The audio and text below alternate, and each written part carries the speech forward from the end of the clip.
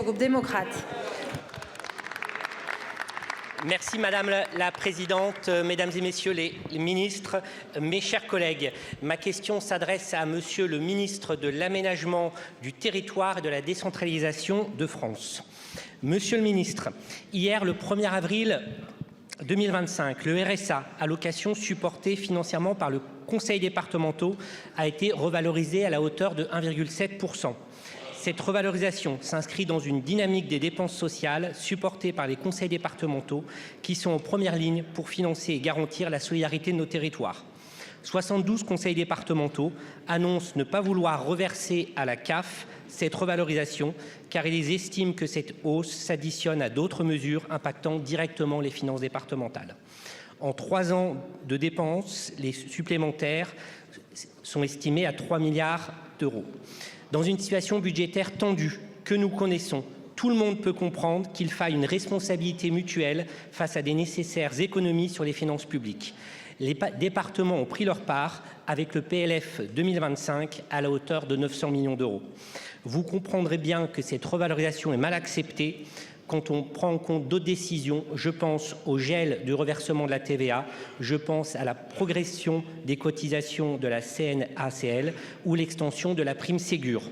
En outre, la démographie française laisse penser à une forte augmentation des bénéficiaires de l'allocation pour les personnes âgées dans les années à venir. Monsieur le ministre, bon nombre de départements ont déjà des difficultés financières. Vous le savez par votre parcours d'élu et par rapport au nombre départements en difficulté. Dans ces conditions, la question d'un financement pérenne est posée. Il a été annoncé une mise en place d'un comité des financeurs dans les prochaines semaines. Quel engagement concret le gouvernement est-il prêt à prendre? Je vous remercie. Je vous remercie, monsieur le député. La parole est à monsieur François Rebsaben, ministre en charge de l'aménagement du territoire. Merci Madame la Présidente, Mesdames, Messieurs les députés, Monsieur le député Romain Daubié. Avec ma collègue Catherine Vautrin ici au banc, nous sommes très vigilants sur l'évolution des dépenses financières et la situation financière des départements. Vous la connaissez comme moi, elle résulte d'un effet ciseau. On pourrait dire diminution assez forte des recettes de DMTO, c'est dotation pour les droits de mutation, et en même temps augmentation des dépenses sociales. Nous y sommes très attentifs parce qu'il s'agit effectivement d'un échelon très important pour la cohésion sociale dans notre pays. C'est pourquoi le gouvernement n'est pas resté inactif, notamment dans le cadre de cette loi de finances 2025. Pourquoi? Parce que nous avons diminué fortement le prélèvement qui devait avoir lieu sur les départements. Il n'a été de 220 millions d'euros sur 1 milliard d'euros, au lieu de 500 millions d'euros. Nous avons d'autre part vérifié qu'il y aurait un taux de couverture des dépenses sociales équivalent en 2025 à celui qui existait en 2024.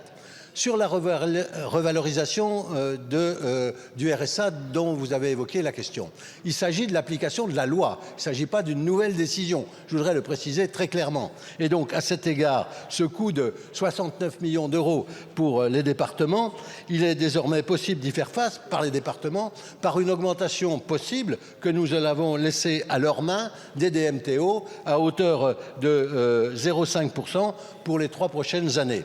Avec Catherine Vautrin, nous travaillons effectivement sur un chiffrage précis des dépenses sociales des départements de 2021 à 2024 pour disposer d'une base objective qui nous permette d'avoir des éléments à vous communiquer pour le comité des financeurs qui se réunira prochainement. Je vous remercie.